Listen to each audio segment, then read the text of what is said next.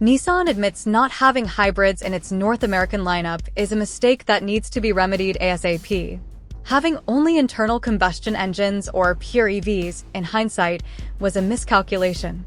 It is not as if Nissan doesn't know how to make hybrids. It has assorted hybrids for sale in other parts of the world, and alliance partner Mitsubishi has plug-in hybrid technology already on sale in America that can be tapped. The goal is to close the gap on hybrids in the US over the next 24 months. The fourth-generation Rogue compact SUV goes into production in 2026 and will finally bring Nissan's e-Power hybrid setup stateside in early 2027 with dual motors for all-wheel drive. Point 1 Challenge will be explaining to customers what e-Power is and why they should care and shell out money for a Nissan equipped with it. E-Power is a series hybrid where the gasoline engine acts as a generator, recharging the battery that feeds the electric motor that powers the wheels. The engine is not linked to the wheels. Unlike most hybrids, e-Power is 100% electric drive.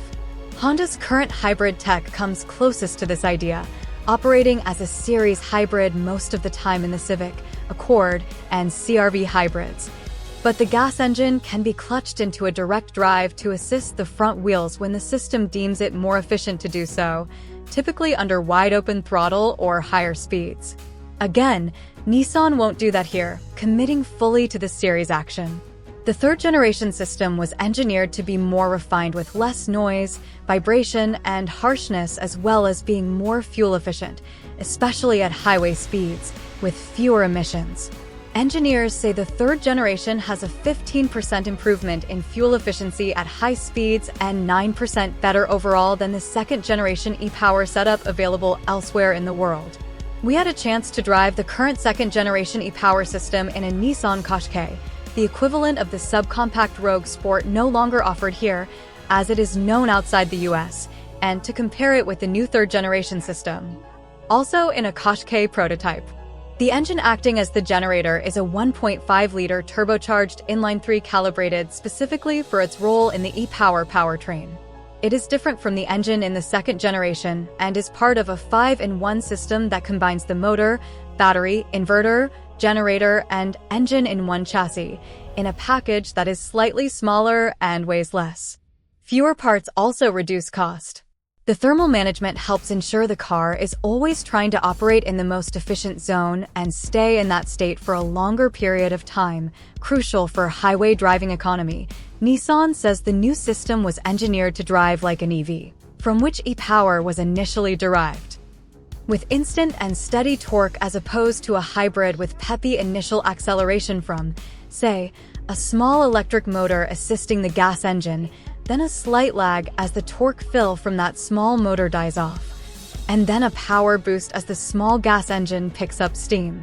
The goal here was to eliminate delayed, nonlinear, or otherwise unpleasant acceleration like other hybrids.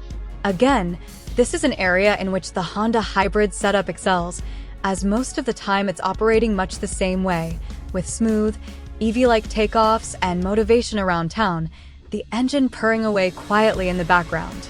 On our 2.3-mile drive at a Nissan test facility, we found the sensation of driving e-Power still feels like a hybrid, but it was not a bad thing as the transition was smooth and almost seamless.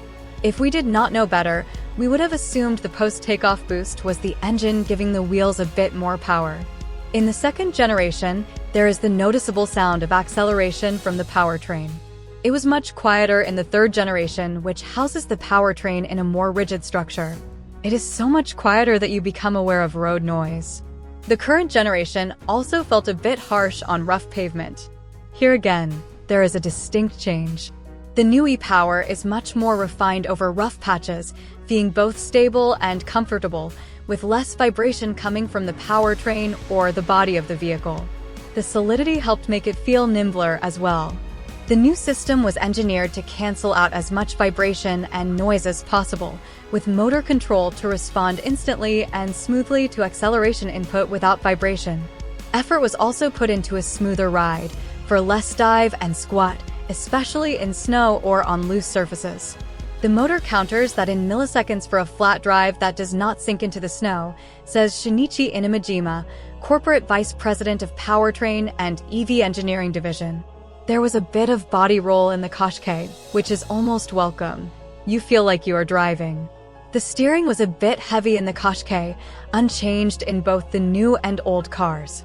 We think that, with some refinements and perhaps a little more power, this e-Power system could slot nicely into the one-size-up Rogue, which is a popular SUV here in America, and the current version is our #1 ranked compact SUV, even on the eve of its replacement and without hybrid power. The Rogue will be the first Nissan to bring e-Power to the US, but not the last. Expect it to roll out to other models, likely smaller ones like the Nissan Murano and next-generation Sentra, as opposed to something like the 3-row Pathfinder, because the system is not ideal for vehicles that are used for towing.